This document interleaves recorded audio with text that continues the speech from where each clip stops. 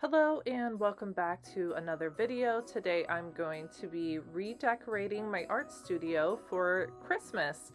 So first things first is I have a lot of cleaning to do. I do all of my cleaning off camera because, well, cleaning is kind of boring. But it was a lot of work. The cleaning part took the longest. Part of it was because the couch that I have in my art studio is well loved by all of my pets, and I had to defur it with it's the special little brush called a lily brush, and it took forever. It was well worth it, and the couch is nice and clean again. And I did a lot of shopping. You can see here I got a new throw rug. This is from At Home or Home Sense. Oh, I can't remember now. One of those stores. And you can see it's already looking so much better.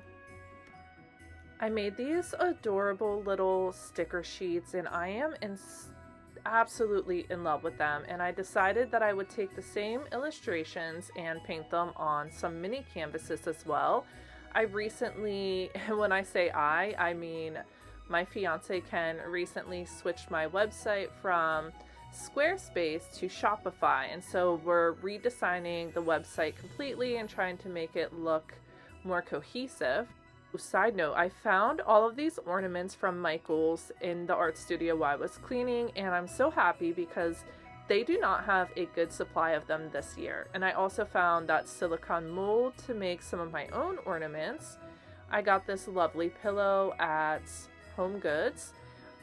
We did a lot of shopping for pillows because I just could not find the ones I wanted.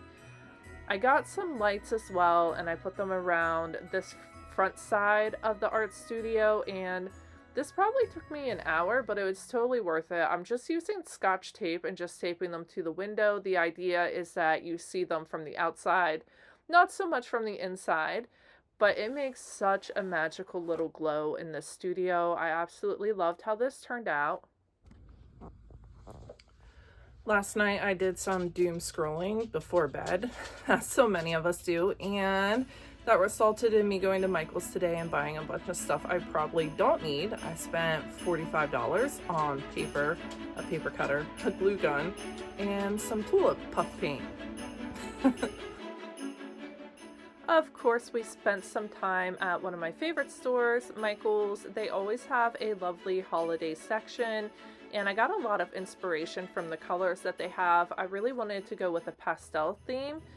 And I also did some doom scrolling, and I came across some Christmas crafts that I decided I really wanted to do. You're probably familiar with it, the paper chain. We all did them in elementary school, and I had a blast doing this. After I bought all this stuff, I was like, what was I thinking? Because I spent $45 on it. I got the paper cutter, the paper, a hot glue gun, and hot glue, and also, some puff paint for another craft that I've been seeing online a lot that I'm thinking about doing. I would not buy this Recollections paper cutter. It was not a good quality. I mean, it got the job done, but I think the Friskers one would be a lot better. From start to finish, I think I made 2 different paper chains, and I think they probably took me about 3 hours total, from cutting the paper to doing all the gluing and purchasing the supplies. But it was so worth it. There's something very meditative about doing these tedious, sort of easy tasks or crafts that I absolutely love doing.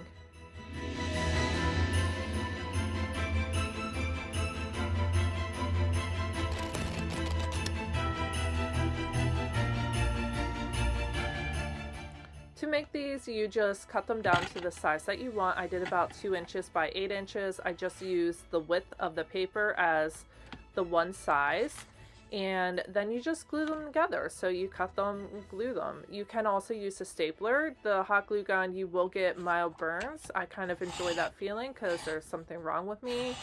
But if you do not want to get burned, might I suggest using a stapler. Honestly, I love doing this so much that I'm already thinking about creating another one in a more traditional Christmas color theme for our living room.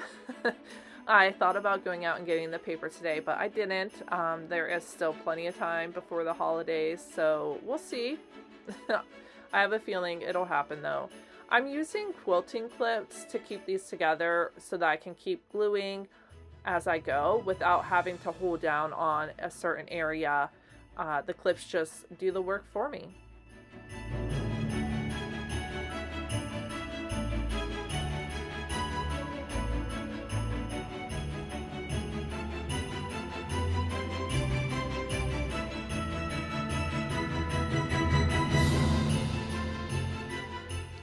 Every year I try and paint some ornaments to sell at craft fairs that I do or to put on my website. And I had a couple left over from last year, and I decided I'm going to do this each year. The ones that I paint and create that don't sell, I'm just going to keep them for myself for my own tree. And I kind of love that for me.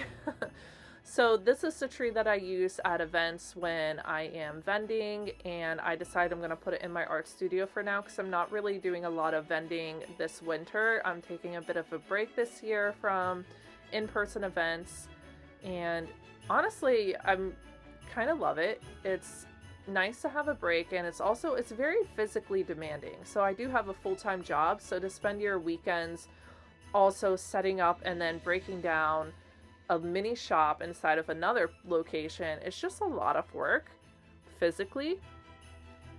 I absolutely love these Squishmallow ornaments. Ken got them for me last year at Costco, and I didn't get to put them out last year, but finally I got to. I did pick up 2 new ornaments from Michael's, this lovely grasshopper and a mahjong little ornament as well. I think they really go nicely with all the other ornaments. The colors fit perfectly. I'm a big fan of insects. I just think they're so cool. I don't know, there's something about them. They're neat little dudes. If it's been a while since you've decorated a Christmas tree, or maybe you don't celebrate and you've never decorated one, occasionally it takes a long time to put ornaments on, and sometimes you have to start over again and try a second time. There is an aesthetic aspect to putting on ornaments. You can ask my family. Ken and Fern will both confirm when we put up our main tree that I can be a bit particular about some of the placements of the ornaments. As you can see, all the animals are absolutely loving the refresh of the art studio. There were a lot of corners in the art studio that were just starting to accumulate junk, which is, I think, something that happens to a lot of creative people. You just have these ideas and you start to do them, but then you have another idea, and I don't know, sometimes you just get a lot of half-started projects or just like messes from the chaos. If you're still watching, if you could please like this video, that really helps my small channel grow. It makes such a huge difference, and I am so thankful to each of you that do that. I'm just so pleased with how this art studio turned out with this. Really, I mean, I made some paper chains, I hung up some lights, put a blanket, pillows down, and a new rug, and cleaned up really well. That's all I did, and it looks so different. It has a completely different vibe and aesthetic going on in this room now, and it's such a great place to come into now and to create. It's so welcoming, warm and inviting, and cozy. Let's not forget cozy. Well, thank you guys so much for watching another one of my videos. I will see you next week in the next one. Until then.